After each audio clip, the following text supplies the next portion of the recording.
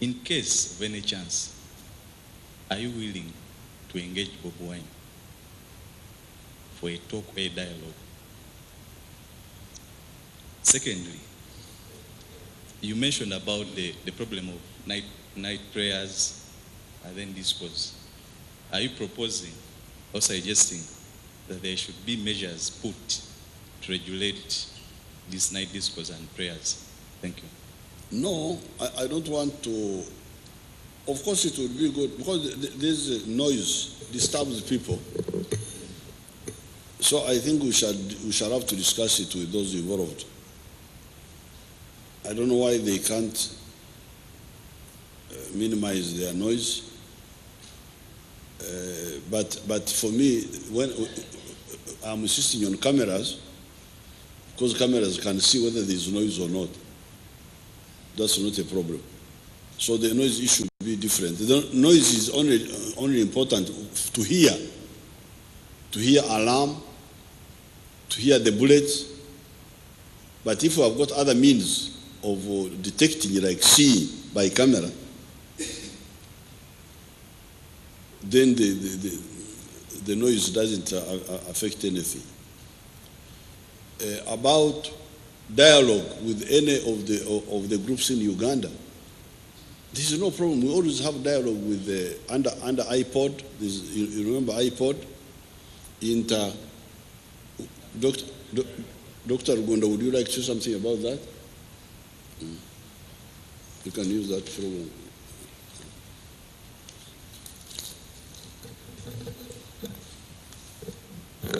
Your Excellency, the President, colleagues, Inter-party iPod is a team of parties which are represented in Parliament. They meet at regular intervals, see how best to work together, not only in Parliament, but as political parties, and see how to work for the common interests of the country. In addition to iPod, there is the National Consultative Forum, which is a body for all the registered political parties in the country that meets also regularly, discusses issues. At the moment, the Prime Minister, the Chairman, and Ndugu Amanya Moshega of FDC is the Deputy Chairman. That one also works closely to try and harmonize and resolve issues and champion the common interests of the people of Uganda. So that is summary, Mr. President. Thank you. But about people's power,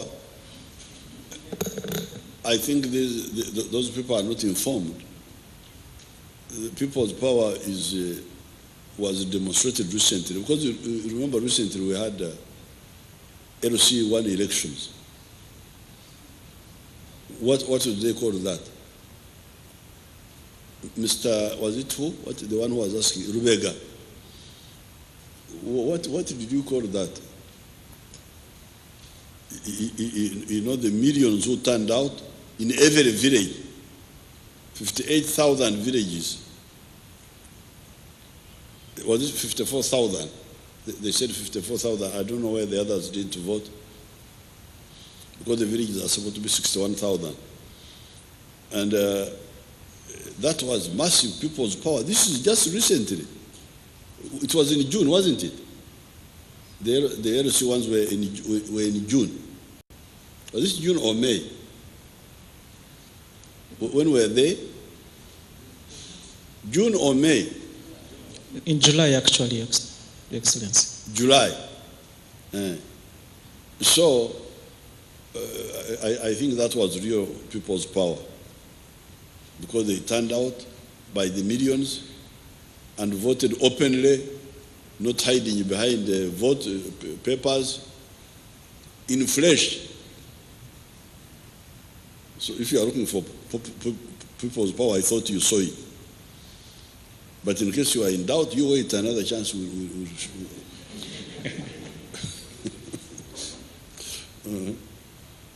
Excellency, Kasim Kaira from Azam TV. And then there were the women councils. The women councils, again, they showed up. You, the media, you really, you are deceiving yourselves, and I'm sorry for you, but I'm not responsible for your spiritual affairs. Otherwise, I will feel very sorry for you. Because even in these by-elections which go on, as I said in my speech the other day, since the general elections, we have had 35 elections or by-elections, and NRM only lost 4 by cheating, which are matters in court. But the way you present it in the papers, you really deceive yourselves. I wish you good luck. Katonda Jari. Your Excellency Kasim Kaira from Azam TV. Your Excellency From Azam TV, Tanzania. Azam. Yes, Azam TV. You know, iko wapi hiyo? Iko Dar es Salaam na ulienda kuizuru mara ya mwisho ulipokuwa kule. Oh, ndikwenda huko? Naam, ulizuru viwanda vya Azam TV vya Azam. Azam ile mo Ya Bakhresa. Oh, okay. Naam. Mm. Now, my question, Your Excellency, is regarding, during all my school days, we used to have class monitors. And as a plan B, the class monitor would always have a sheet on which he would write names of naughty people. Whenever a teacher turned up and said who was making noise, that is the quickest list that the class monitor would always get out and present to the teacher, and these people would get beaten up. On the issue of security that you have been addressing, there is the issue of suspects and the arrest of suspects. There are hundreds of people languishing in prisons for crimes they have not committed. They are part of that list that is always present, that is picked up whenever an opportunity comes up. We've had endless cases of people who have gone to court and evidence has failed to come up. I think this goes to police and in terms of how they carry out their investigations. This has affected people's view of the government, especially when it comes to the administration of justice. Your Excellency, in terms of improving security, there has to be a way of investigative ability that would allow the right suspects to be taken in. There are people who have been released for no cases, yet the damage they have suffered in their lives cannot be taken away. What can be done? What is your government doing to ensure that the right suspects, while we are investigating, are picked up?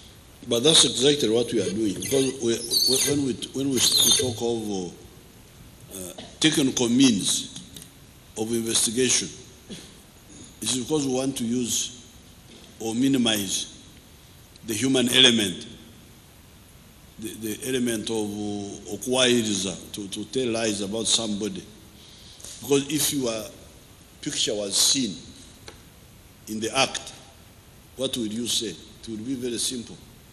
If your voice was heard, if your fingerprints were seen, that's why really what we are doing now is not only for security, but also for justice, so that people are not victimized. Because when the police is under-equipped and has to rely on human information and all that, you can get some of those mistakes.